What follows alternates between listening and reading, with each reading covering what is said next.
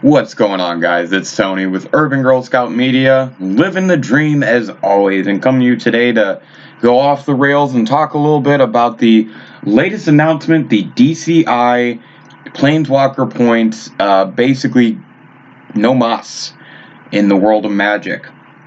I'm not going to spend a lot of time on this little rant here. Got my coffee in front of me. Let me get a sip.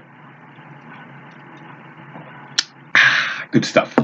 All right, so let's just dive right in here, kids. It was announced last couple days that the end of May, the Planeswalker points, the DCI system, stuff that's been around for, in the case of the DCI system, for a couple decades, is going away. Wizards of the Coast is going to try to move to a different kind of rewards program like that. There's a lot of feedback across the community. Some people are really upset because it's going to delete the server history, which means that here today you can go on and find your match histories from all the sanctioned events that you entered using your DCI number, which I guess I should say that the DCI number is really what you use whenever you go and do events and they ask you for your magic number. That's what it is. And it's really a way to identify where you've played, who you've played, things like that.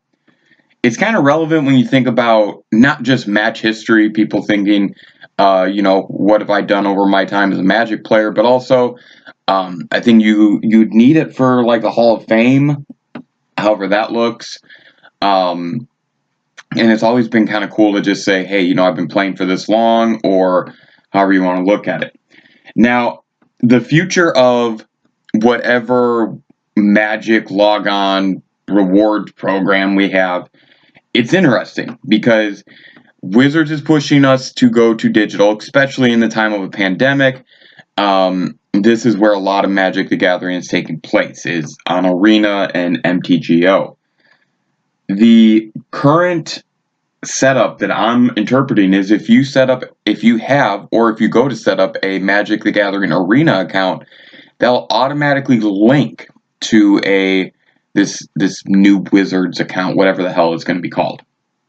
And like, I'm confused why they can link that to your account and create it from there, but they can't keep the match history, whatever. So long story short, disbanding the old, starting something new. They're not porting over the old information. They're not going to save the old information. And a lot of Magic players happen to be pretty smart when it comes to coding or computer information. I'm not one of them, but the overall consensus that I'm seeing is it wouldn't have been hard to save and store this information. So that brings me to kind of what I'm hoping this all leads to.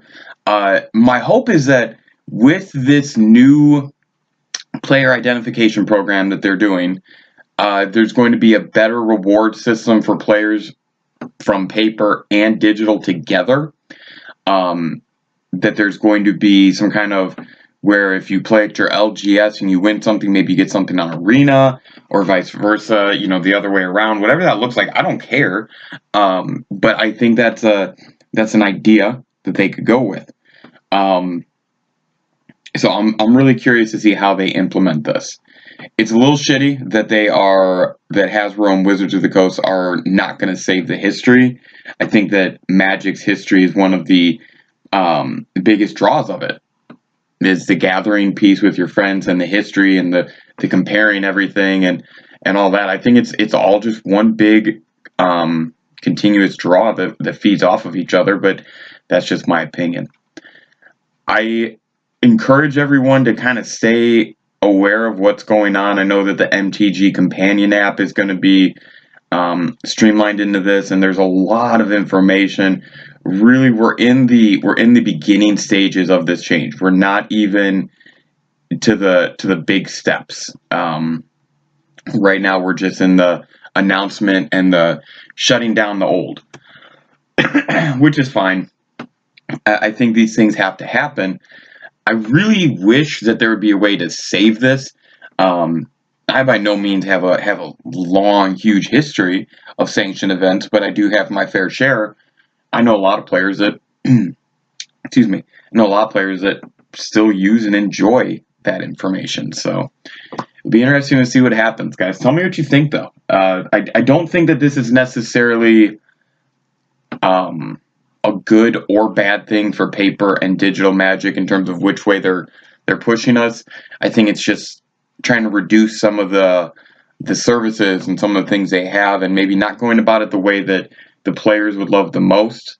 The last thing I really want to cover on this is within the announcement, Wizards actively acknowledge that they know this is not popular and that they don't care, to sum it up. Don't be surprised by that, guys. That is who they are, that is what they do, and that is what they're about. So, you know, that is what Wizards of the Coast and Hasbro Games has become, is we want to make money. We want to do what's best for us internally. We don't give a shit about the players and the community that we're supposed to be servicing. So, all right, guys. Well, good luck over the next month. If you want your DCI information, you better get online and find it. If you have no idea what I'm talking about, I guess it really won't impact you. Either way, my name's Tony K. Urban Girl Scout Media. Living the dream as always. Thanks.